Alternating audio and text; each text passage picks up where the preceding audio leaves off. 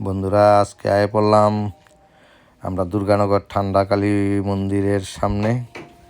এ হলো মন্দিরের সামনের বটগাছটা। দেখো কত বড়, অনেক পুরানা বটগাছ, খুব বড়। দেখো কত বড় বটগাছ। এই হলো মায়ের মন্দির। তো আমার মনে হয় ঠান্ডাকালী নামটা মনে হয় এই কারণেই পড়ছে যে বটগাছটা খুব বড় এই জায়গায়। গরমের দিনেও কিন্তু খুব ঠান্ডা। আমার বাড়ির থেকে বেশি দূর না, আধা কিলোমিটার দূরে ঠান্ডাকালী মন্দির। বটগাছের সাইজটা দেখো কত বড় বটগাছ, অনেক পুরানা বটগাছ এটা। এখানে চলছে হরিনাম সংকীর্তন। প্রায় বললাম তোমরা দেখানোর লিগা। বটগাছটা দেখো কিরকম।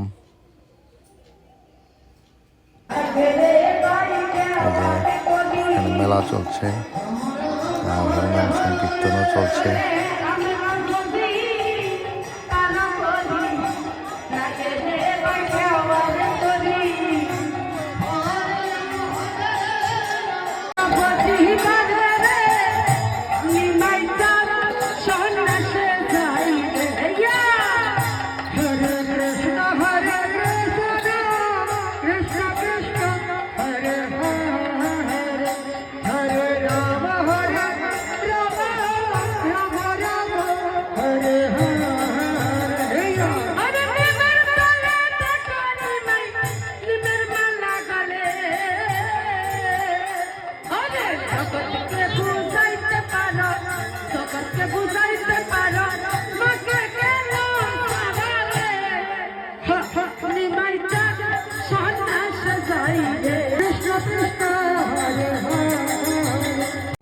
হরিনাম সংকীর্তন উপলক্ষে চলছে মেলা।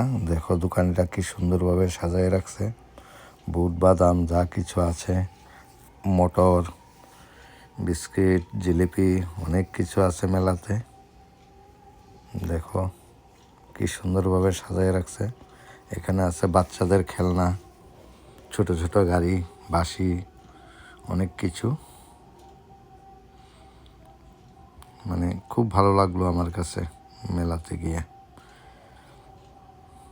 মেলাতে চা পর্যন্ত পাওয়া যায় এখানে। এই দেখো কিভাবে সাজায় রাখছে।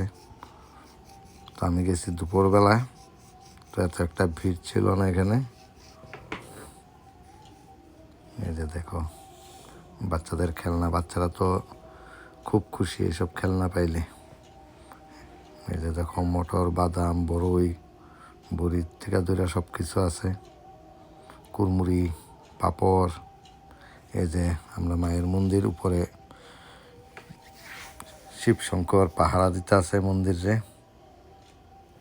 এই পর্যন্তই আজকের ব্লগটা। কেমন হলো একটু তোমরা জানাইও। গাছটা কিরকম।